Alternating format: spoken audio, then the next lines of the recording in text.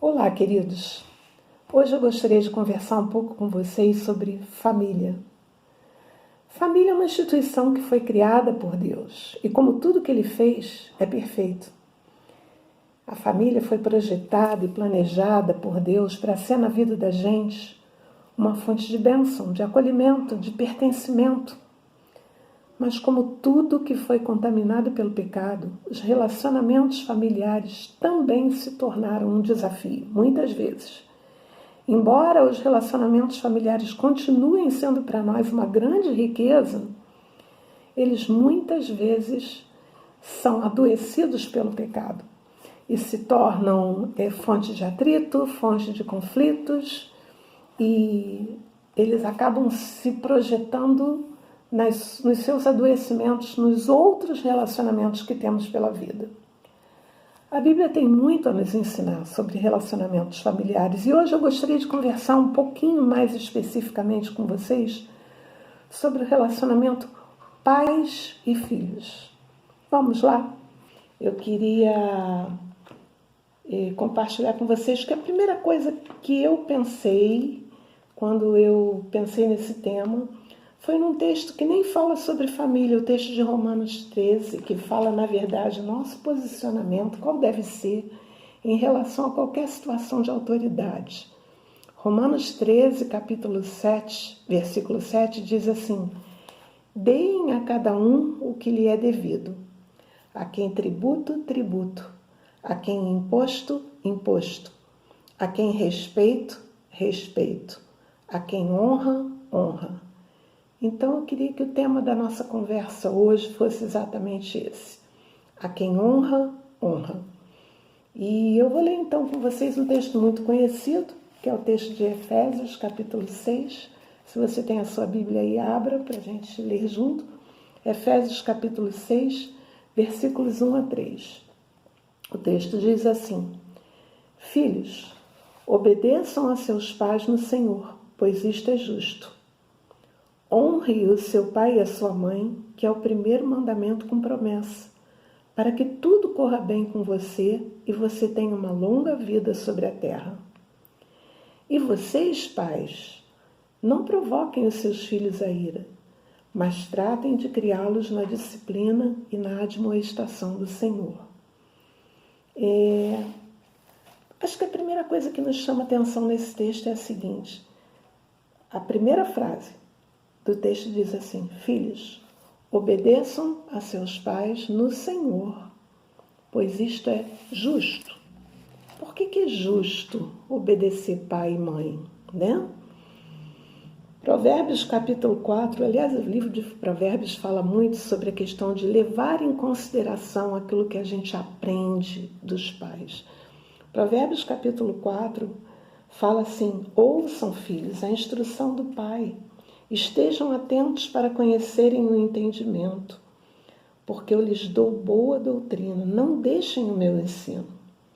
Quando eu era filho, em companhia de meu pai, tenro e único diante de minha mãe, então ele me ensinava e me dizia: retenha no teu coração as minhas palavras, guarde os meus mandamentos e viva. E aí, lá no versículo 10, ele diz: ouça, filho meu, aceite as minhas palavras e se multiplicarão os anos da sua vida. Então, quando lá no Novo Testamento, Paulo aos Efésios diz: honre a seu pai e sua mãe, porque é o primeiro mandamento com promessa, isso já está previsto aqui no Velho Testamento, em Provérbios, quando ele diz: filho, ouça as minhas palavras e se multiplicarão os anos da sua vida. Então, a primeira pergunta que eu faço para vocês nesse dia é: por que é justo obedecer aos pais? Na verdade, a paternidade, ela é uma responsabilidade transmitida por Deus. A gente costuma dizer que não existe manual para ser pai, nem mãe. Você aprende a ser pai ou mãe quando seu filho nasce. É por isso que muita gente que antes até questionava muitas das atitudes de pai e de mãe, quando se torna pai ou mãe, quando nasce um filho, começa a entender muita coisa. Essa é uma responsabilidade transmitida por Deus. E desde que Deus transmite ou atribui uma responsabilidade a gente, quando nos torna pai ou mãe, também há uma autoridade que é delegada por Deus aos pais sobre a vida dos seus filhos. Por isso, pai ou mãe, você tem a autoridade delegada por Deus para exercer influência boa, positiva na vida de seus filhos, mas também para declarar bênção, abençoar seus filhos. Antigamente tinha muito aquela prática de pedir a bênção a pai ou a mãe antes de sair ou quando chegava. E isso hoje em dia já não está tão, costumeiro, mas continua valendo. A bênção de pai ou a bênção da mãe é decorrente dessa autoridade que nos é delegada por Deus quando nos tornamos pai ou mãe. Então, na medida em que pai ou mãe recebe uma responsabilidade de Deus, então ele também presta contas de como exerceu essa paternidade ou essa maternidade. É interessante que essa semana mesmo, lá na igreja, nós estávamos vendo esse texto de Efésios, e o irmão que compartilhava conosco sobre esse texto, na verdade a gente não estava falando sobre relações pai e filho, mas relações familiares em geral, ele começa lembrando que o texto de Efésios, quando começa a falar sobre família, ele, na verdade, começa nos dando uma orientação muito interessante. Ele diz Paulo diz aqui em Efésios capítulo 5, verso 18 o seguinte: não se embriaguem com vinho, pois isso leva à devassidão, mas encham-se do Espírito, falando entre vocês com salmos, hinos e cânticos espirituais, cantando e louvando com o coração ao Senhor, dando graças sempre por tudo ao nosso Deus e Pai, em nome de nosso Senhor Jesus Cristo. E aí ele engrena com o seguinte: sujeitem-se uns aos outros no temor de Cristo. E aí ele começa a falar da relação entre marido e mulher e depois da relação entre pais e filhos e mais adiante entre senhores e servos. Então essa questão de responsabilidade atribuída e autoridade delegada é uma hierarquia dada por Deus e que quando ela é respeitada, quando ela é honrada, ela significa bênção para a vida da gente. Então, é interessante a gente observar que nesse texto lido, a gente percebe que encher-se do Espírito gera na gente um resultado, um fruto dos relacionamentos que a gente vive, ou pelo menos deve gerar. Quando a gente fala sobre essa questão de relacionamento pai e filho, muitas vezes, se você olhar para a sua própria história, você vai pensar nas situações ou nos períodos da sua vida em que você teve atritos com seus pais, ou se você é jovem, nos atritos que você está vivendo agora com seus pais. E alguém formulou certa vez um pensamento sobre como as percepções vão sendo diferentes sobre o pai à medida que a gente vai vivendo. Para uma criança, por exemplo, uma criança de 5 anos, pai é um herói. Pai sabe tudo. Quando falo aqui, gente, pai, é pai e mãe, tá? Pai sabe tudo, pai é herói. Tanto que a gente tem aquela figura assim muito clássica da criança que o pai está assim embaixo e diz: pula, filho. E ele pula, ele acredita. E tudo aquilo que o pai ou a mãe falar para ele é lei. Aí a criança cresce um pouco e aí começa a dizer: não, meu pai é legal, ele sabe muita coisa. Mas já não é aquele sabe tudo. Tem coisa que eu aprendo de outros lugares, mas meu pai é muito legal, ele sabe muita coisa. E depois vai entrando a adolescência E aí essa percepção muda, a conversa começa a ser: meus pais não estão com nada, estão por fora, precisam se reciclar. Ou mente, né? Está lá atrás no tempo. E aí esse adolescente vai vivendo, passa muitas vezes pela experiência da própria paternidade. Lá pelos 30 anos ele começa a descobrir que pai e mãe tinham razão em muita coisa. E é conforme a maturidade vai chegando, a percepção de tudo que se aprendeu através do pai ou da mãe começa a ficar mais valiosa. Lá pelos 50 anos, um homem maduro ou uma mulher madura dirá: percebo, pai, que você me ensinou muita coisa. Eu devo muito do que eu sou ao que eu recebi de você. E, enfim, lá nos 70 anos, ele chega à conclusão: meu pai era um sábio.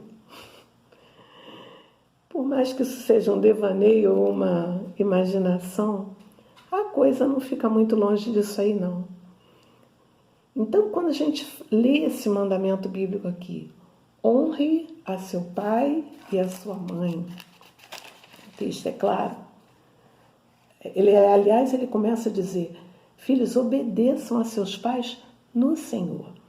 Obedecer pai e mãe, honrar. O que é honrar? Honrar é trazer honra, tornar nobre.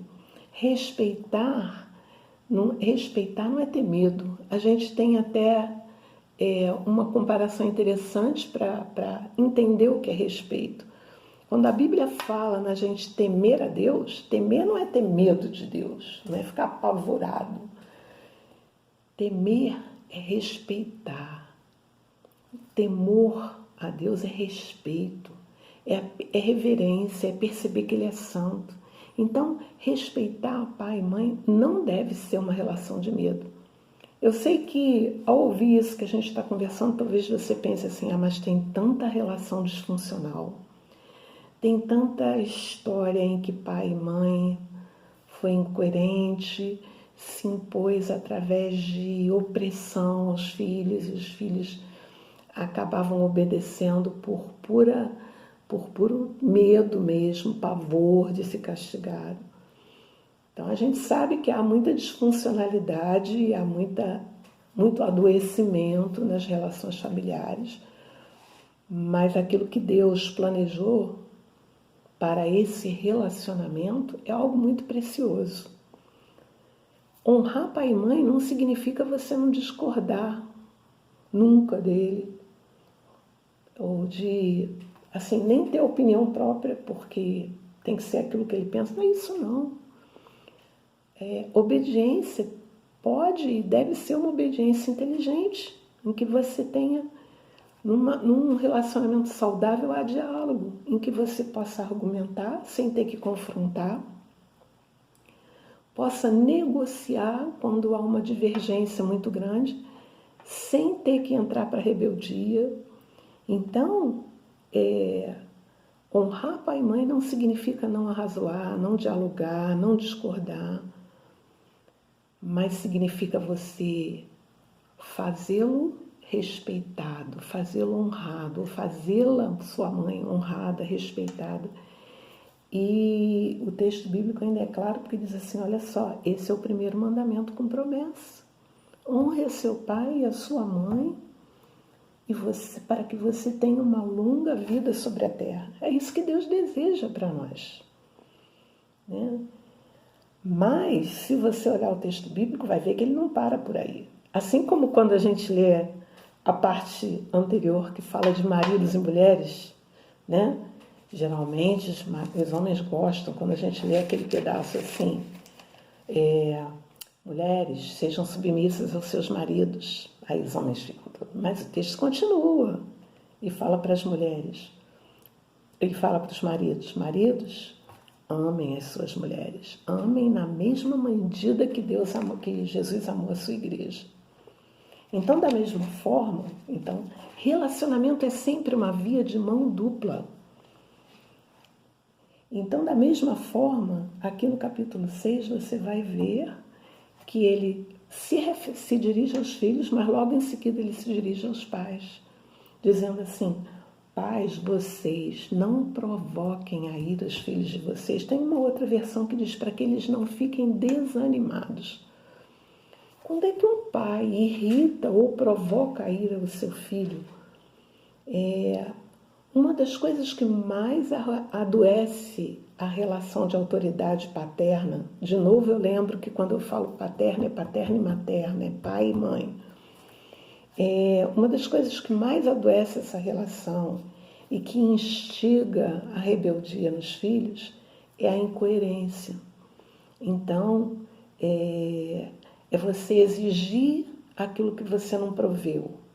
É você ter uma opinião no momento, como pai ou como mãe, ou ter uma regra no momento e agir de outra maneira em outro momento. Então, mesmo uma criança pequena, e por isso às vezes é tão importante na educação de filhos que pai e mãe tenham um acordo sobre, por exemplo, o tipo de disciplina, o que pode, o que a criança pode e não pode fazer.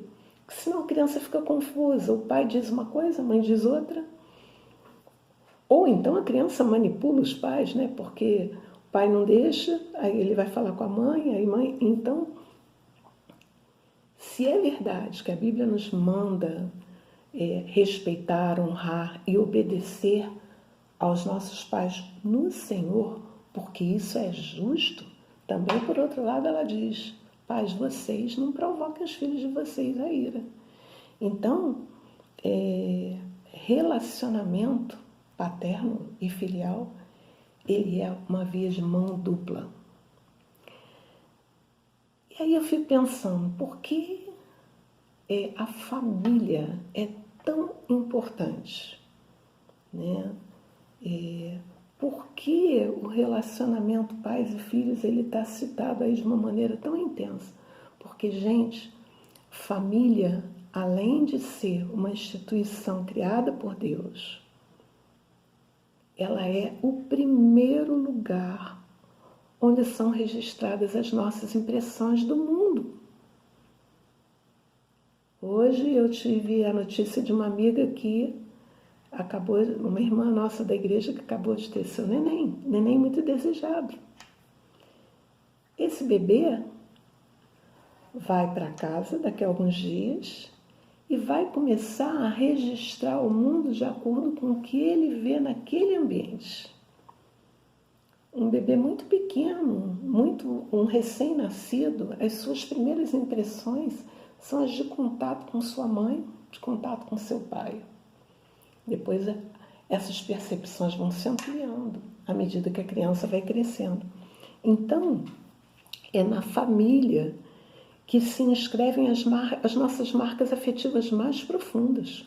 É por isso que determinados traumas emocionais causados na primeira infância, que é quando a criança está nesse ninho ainda tão íntimo de convivência, traumas causados nessa fase são os mais profundos, são os mais inconscientes, os mais difíceis de se trabalhar e que, se não tratados, eles vão projetar dificuldades nos nossos relacionamentos ao longo da vida.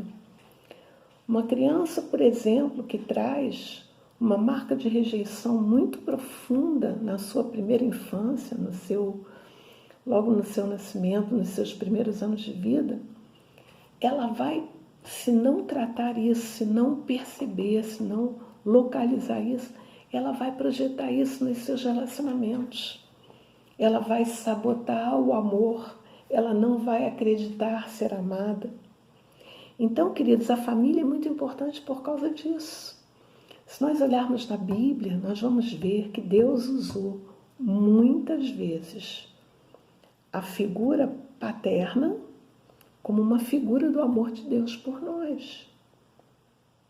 A gente vai encontrar muitas referências no Velho, no Novo Testamento, sobre Deus como Pai, né? E no Novo Testamento, quando nós recebemos o sacrifício de Jesus e nos tornamos, ele diz que nós somos adotados como filhos e que o Espírito Santo de Deus clama em nós dizendo: Abba, Pai, Abba, Paizinho, meu Pai. Então aquela percepção de ensino, de cuidado, de disciplina, muitas vezes na palavra nós vamos encontrar essa figura que parte de um relacionamento humano para exemplificar o amor de Deus pela gente. Hebreus, por exemplo, nos fala que quando a gente for disciplinado por Deus, a gente não fique zangado, não fique, pelo contrário, a gente valorize. Porque se Ele nos disciplina, é porque somos filhos, é porque Ele nos ama. A gente poderia aqui conversar também sobre esse aspecto da disciplina no relacionamento entre pais e filhos, porque disciplina não é castigo, não é... Ela pode envolver um tempo de castigo, ou pode envolver uma palmadinha quando a criança é pequena, mas disciplina é um ato de amor. Quando um filho bem orientado é disciplinado, ele sabe por que está sendo disciplinado. Ele sabe. Eu me lembro muito, de vez em quando eu conto uma experiência quando eu tinha meus filhos pequenos ainda. Meu filho tinha 4 anos e eu não me lembro o que ele fez, o que ele aprontou, alguma coisa que eu olhei para ele e isso ficou marcado na minha memória. E para mim é um exemplo muito claro dessa coerência na disciplina. Eu virei para ele e disse assim: você sabe que você vai apanhar, não sabe? Ele falou: eu sei.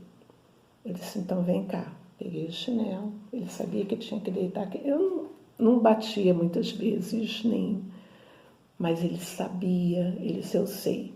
E aí, ele sabia que tinha quebrado alguma regra que eu agora não me lembro qual foi a situação. E aí ele chegou para mim e disse: eu sei. Aí ele disse: espera um minutinho. Aí fez assim, botou a mão na cabeça. Eu disse: o que foi? Eu estou me preparando. Pronto, agora pode bater. É claro que aquelas palmadas saíram mais levinhas, porque eu estava séria por fora, mas por dentro eu estava rindo. Porque pai e mãe, quando disciplina, está disciplinando com amor. Quando a disciplina é pancada, ou é botar o sujeito de castigo, ou é descontar na pessoa porque eu estou estressado, eu estou irritado, isso não é disciplina. Isso pode ser desabafo, você pode estar fazendo uma catarse em cima do filho porque você está nervoso, irritado, mas não é disciplina. Disciplina é quando o filho sabe que quebrou uma regra, de um acordo de princípios que são muito claros entre ele, pai e mãe, e que ele vai sofrer a punição de acordo com aquilo que ele mereceu receber. E uma boa disciplina, quando ela é aplicada, depois vem o amor, o afeto, que é o que Deus faz com a gente. Quando Ele nos disciplina, quando Ele nos corrige, quando Ele nos puxa a orelha, a gente sabe por que Deus está fazendo isso. E, de novo, também no relacionamento com Deus, a gente sabe que quando há disciplina não é Deus está me castigando. Não é isso. Disciplina é ato de amor. Deus está puxando a tua orelha para que você restabeleça os passos trôpegos e volte para o trilho e caminhe na sua presença, porque Ele ama você. É assim que deve ser entre pais e filhos. Então é por isso que o texto diz: pais, querem receber respeito e honra de seus filhos? Então sejam coerentes, não provoquem a ira. Então eu estava falando aqui que a Bíblia nos traz referências da figura de Deus muito relacionadas à paternidade, mas também há outros textos que nos mostram nosso relacionamento com Deus na figura materna, na figura da mãe, tanto na capacidade de gerar vida, como a gente encontra, por exemplo, o profeta Isaías se referindo ao amor de Deus por nós como dores de parto. O que é isso senão a figura da mãe? Em outro momento ele fala sobre Isaías 46, sobre nos levar no colo. Em Oséias ele fala sobre nos atrair com laços de amor. Em Mateus, capítulo 23, Jesus, quando olha para Jerusalém, ele diz: ah, Jerusalém, Jerusalém, que matas os profetas, como eu queria te aninhar nos meus braços, como a galinha que acolhe seus filhotes. Esse é o amor de Deus para conosco.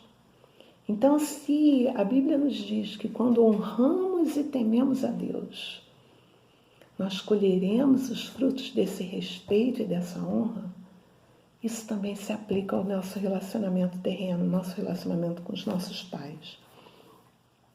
Eu gostaria de pensar com vocês o seguinte: por que é que às vezes é tão mais fácil a gente cultivar um relacionamento social, quer dizer, um bom relacionamento com as pessoas da nossa escola, do nosso trabalho, do nosso convívio social, do que dentro de casa? Por que que às vezes temos relações boas fora de casa, mas em casa o negócio é travado, o negócio é difícil? Geralmente, as pessoas que a gente mais machuca são aquelas que a gente mais ama. Por quê? Porque, como a gente já disse, o lar, a casa, a família é um lugar de intimidade, onde as pessoas nos conhecem quando a gente acorda de manhã, antes de escovar os dentes, antes de se arrumar para sair bonito. Elas sabem como a gente é quando está de mau humor. Elas sabem quais são os nossos pontos fracos, o que nos irrita. Então, por conta disso, se é verdade que a família é a fonte primeira daquilo que vai gerar em nós o relacionamento lá fora, então, se é verdade que, por um lado, a família é um lugar precioso, e, gente, isso é tanta verdade. A família foi uma instituição criada por Deus e a gente vê a fúria de Satanás, a pressão contínua de Satanás para desfazer essa instituição família. Então, se é verdade que a família é essa riqueza, essa fonte de amor, de raiz emocional para nossos relacionamentos fora desse núcleo familiar, por outro lado, é um desafio. Por quê? Porque nós somos diferentes. Se você é pai e mãe e tem mais de um filho, você sabe que eles não são iguais. Se você tiver, antigamente o pessoal tinha muito filho, né? Se tiver 10 filhos, você vai ter 10 filhos com personalidades diferentes, com características diferentes. Nós somos diferentes uns dos outros. As pessoas são diferentes. Então, dentro de casa também somos. É interessante que nesse período que a gente está vivendo de pandemia, né? A gente está sendo levado a viver muito mais intensamente as relações familiares. Então, por um lado, né, a gente está descobrindo coisas boas para fazer juntos. A gente está descobrindo, está voltando, muitas famílias estão voltando a se reunir na mesa para ter refeição junto, porque um dos inimigos do relacionamento familiar nos nossos dias é a vida acelerada que a gente tem. É essa vida corrida que desfavorece a comunhão. Então, com esse tempo de pandemia, está todo mundo ficando de dentro de casa. E se isso, por um lado, é uma fonte de riqueza, por outro lado, é um desafio. Porque também a tensão de ficar confinado numa residência e o tempo todo também desperta aqueles pontos de atrito. Como vencer isso? Como ter um relacionamento saudável? Como estabelecer um vínculo saudável, um vínculo abençoador dentro de casa? Primeira coisa que a gente precisa saber é que não existe família perfeita. Existe família disfuncional, adoecida, e essa precisa de cura. Mas famílias saudáveis não são perfeitas. Nós vamos crescendo juntos, nós vamos aprendendo no convívio uns com os outros. E para isso, alguns princípios básicos e bíblicos são importantes. Como, por exemplo, você precisa saber que atritos são normais e que o exercício do perdão, tanto de oferecer perdão quanto de pedir perdão, é um exercício contínuo no relacionamento. 1 Coríntios 13 fala sobre isso. 1 Coríntios 13 diz que o amor não se ufana, não se orgulha, não se ensoberbece, não procura os seus próprios interesses. Num convívio familiar, perdão é uma coisa exercitada continuamente. Existia uma frase que era usada antigamente que dizia que amar é jamais ter que pedir perdão. É uma frase que ficou famosa num filme antigo, talvez não seja aí da sua época, mas essa é uma frase furada, gente. Quem diz amar é jamais ter que pedir perdão, gente, você não briga com quem você encontra no elevador. Bom, até pode brigar, mas é mais raro. Porque a conversa de elevador tá frio hoje, tá calor, vai chover. Não há essência, não há profundidade num relacionamento ocasional. Mas relacionamentos íntimos, como são os familiares, eles são um exercício contínuo de perdão. Como vencer os ataques de Satanás à unidade da família? A primeira coisa que a gente precisa ter é uma atitude predisposta para aceitar as diferenças do outro. Precisamos entender que somos diferentes um do outro. Se queremos conviver em intimidade, precisamos fazer o que Paulo propõe ou aconselha os filipenses a fazer. Buscar o mesmo sentimento. Busquem o mesmo sentimento. Filipenses, capítulo 2, versículo 2. Paulo diz isso, quando ele afirma: busquem o mesmo sentimento, tenham o mesmo amor, busquem o mesmo sentimento, completem a minha alegria tendo o mesmo modo de pensar, tendo o mesmo amor e sendo unidos de alma e de mente. Então, e cultivem os frutos bons da comunhão, se a gente quer ter um relacionamento saudável em casa. Enquanto a gente fica preocupado em estar com a razão sempre, em provar que o outro estava errado, está vendo? Eu bem que avisei. Não há saúde, não há relacionamento que cresce. Então, eu queria deixar para concluir com vocês 5 aspectos que são muito importantes, quer você esteja na posição de pai ou mãe em relação a seus filhos, quer você esteja na posição de filho em relação a seus pais. Relacionamento familiar é saudável e abençoador quando a gente tem noção de pertencimento em primeiro lugar. Qualquer vínculo se forma a partir dessa noção de pertencimento. Mesmo nosso relacionamento com Deus é a mesma coisa. A Bíblia diz que o Espírito testifica junto ao nosso Espírito que somos filhos de Deus. Essa noção de pertencimento cria o elo. E uma família saudável, ela equilibra esse pertencimento com a individuação, ou seja, você tem liberdade de ser você mesmo, você não precisa ser um aglomerado o tempo todo com a família. Sabe aquele lugar que vai o pai, vai a mãe, vai todo mundo junto. Não, você tem os seus espaços em que você é diferenciado da família, mas quando vocês estão juntos, vocês percebem esse elo. Quando essa noção de pertencimento é boa e é saudável e é forte no relacionamento familiar, quando vêm os problemas, quando vêm as crises, o compromisso que une a família não se desfaz, pelo contrário, fortifica. Então,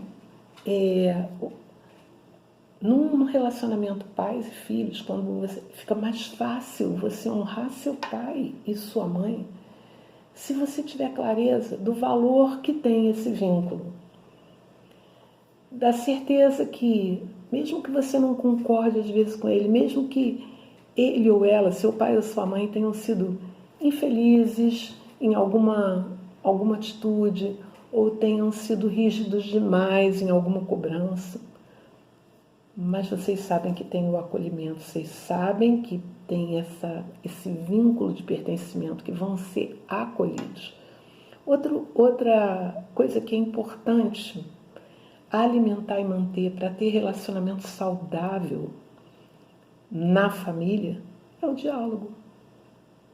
É o diálogo. Então, eu acho tão bonito quando você planta na vida dos seus filhos essa liberdade de conversar, de dizer o que está sentindo. Por quê? Quando isso é plantado desde a infância, quando esse filho vai crescendo e chega na adolescência, os primeiros anos da adolescência, da juventude, eles são a formação, consolidação da personalidade, são também quando esse filho, na verdade, já está sendo mais diretamente lançado ao mundo.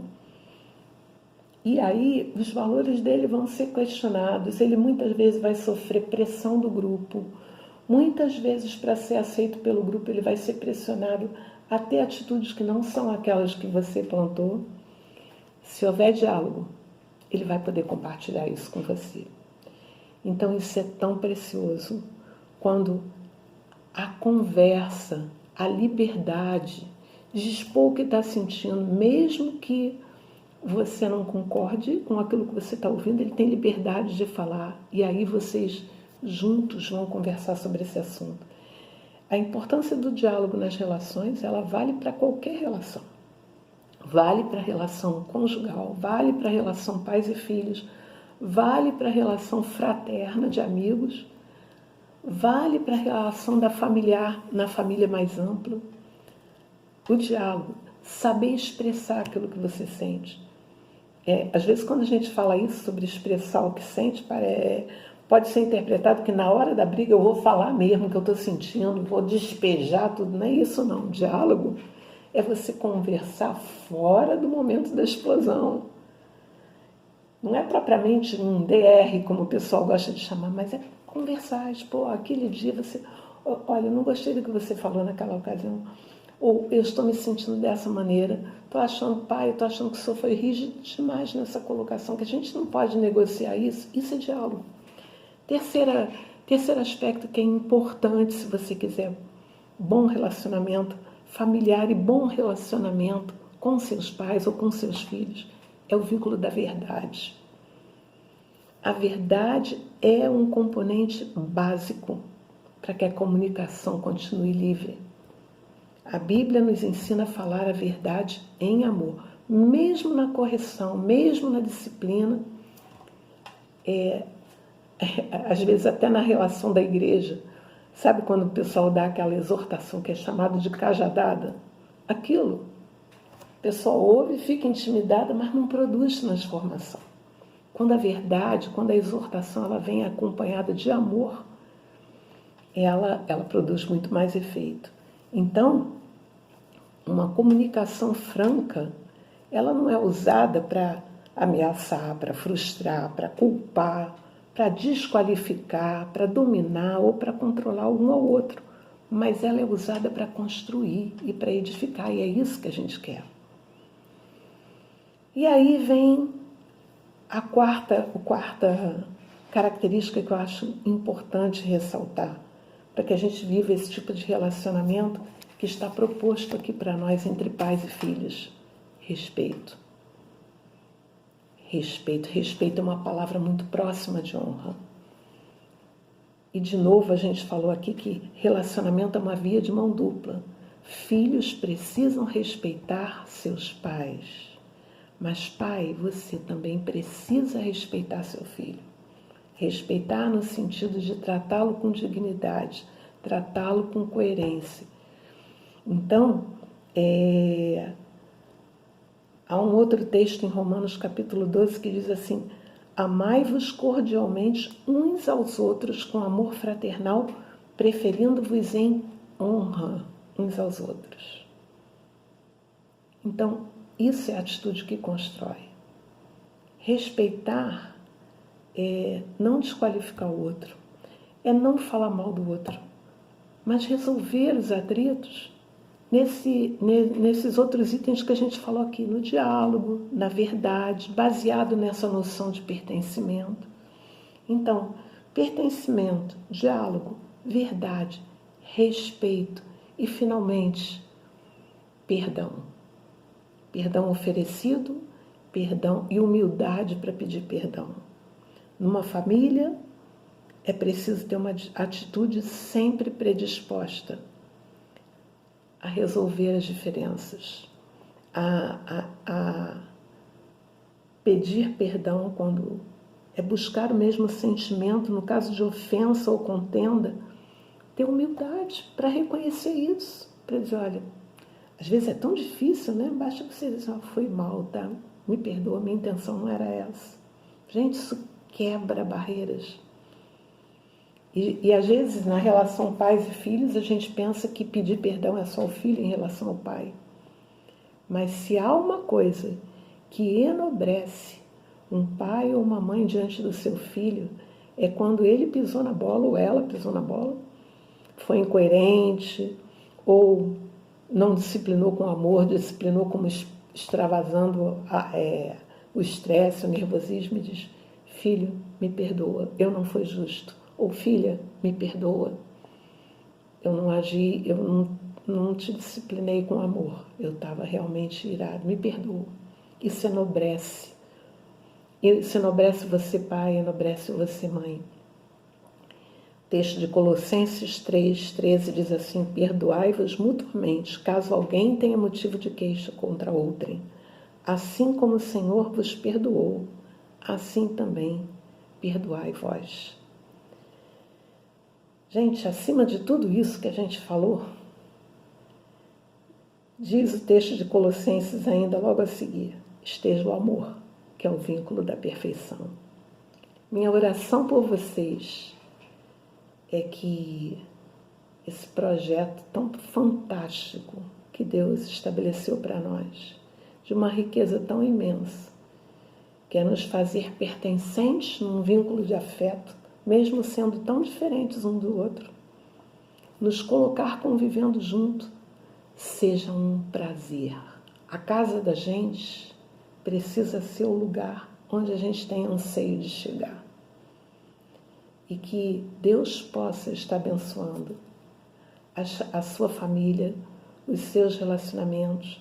Se você tem relacionamentos travados dentro de casa e precisa de ajuda, não hesite em procurar um irmão ou uma irmã. Ore comigo, peça comigo a Deus sabedoria sobre como lidar. Eu quero saúde na minha casa, eu quero saúde na minha família. Deus o abençoe. Eu quero terminar orando por você. Senhor, muito obrigado pela Tua palavra. Muito obrigado porque quando Tu nos dás um mandamento é porque ele é possível de ser obedecido. Então, Senhor, nós queremos te pedir que Tu nos deis a autoridade de honrarmos pai e mãe, mesmo quando já adultos, honrarmos pai e mãe, para que a Tua promessa ela se cumpra na nossa vida, que a gente viva dias longos com a Tua bênção. E, Senhor, nós te pedimos também, como pais e mães, que Tu nos deis sabedoria, coerência, verdade, para que sejamos inspiração e exemplo na vida dos nossos filhos.